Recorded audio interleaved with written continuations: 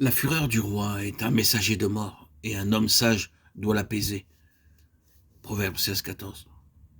Le Dieu puissant et saint vit parmi son peuple. Par la venue du Seigneur Jésus-Christ sur la terre comme le Fils de l'homme, cette vérité est devenue très simple et facile à comprendre.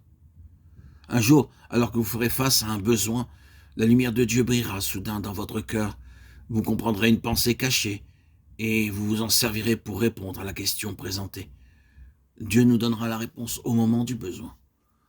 Le roi décréta que si les sages de Babylone ne découvraient pas le songe et son explication, ils mourraient.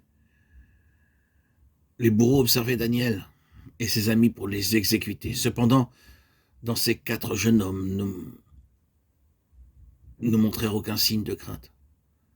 Et ceci est une marque des vainqueurs. Ils n'ont aucune crainte, ils commencèrent à prier avec foi. Daniel était l'instrument choisi par Dieu à travers lequel le songe serait révélé, mais tous les 4 devaient prier. Ils avaient tous une part en cela. Daniel avait un don particulier pour comprendre les visions et les songes. Daniel chapitre 1 verset 17. Mais lorsqu'ils prièrent tous les 4 d'une seule pensée, Dieu alors donna la révélation à Daniel. Pour être un vainqueur, vous devez apprendre à demeurer ensemble avec d'autres croyants sans mener une vie indépendante et solitaire. Beaucoup de personnes étaient réunies et priaient. Acte 12, 12. Pour les questions spirituelles, nos fardeaux doivent être portés ensemble. Nous devrions partager nos fardeaux et les décharger ensemble sur le Seigneur. Beaucoup d'ouvriers ont perdu leur ministère et leur bénédiction par leur esprit indépendant. C'est pourquoi nous voyons Daniel rechercher l'aide de ses amis.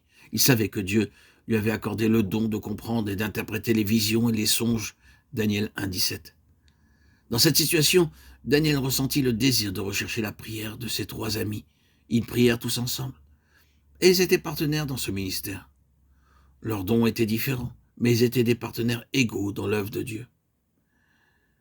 Si vous désirez être un vainqueur, n'hésitez pas à rechercher la prière d'autres croyants. Dites-leur vos difficultés, demandez-leur de prier pour vous et avec vous. Vous découvrirez alors l'aide qu'il y a en cela. Nous avons déjà remarqué la foi forte qu'avaient ces 4 jeunes hommes. Le royaume entier pleurait, se lamentait, mais eux, ils croyaient que le Dieu vivant ne permettrait pas qu'ils périssent. Nous aussi, nous devrions avoir une telle foi, afin que nous ayons l'assurance qu'au travers les nombreuses calamités, nombreuses épreuves que nous traversons, le Seigneur s'éveille sur nous et prendre soin de nous.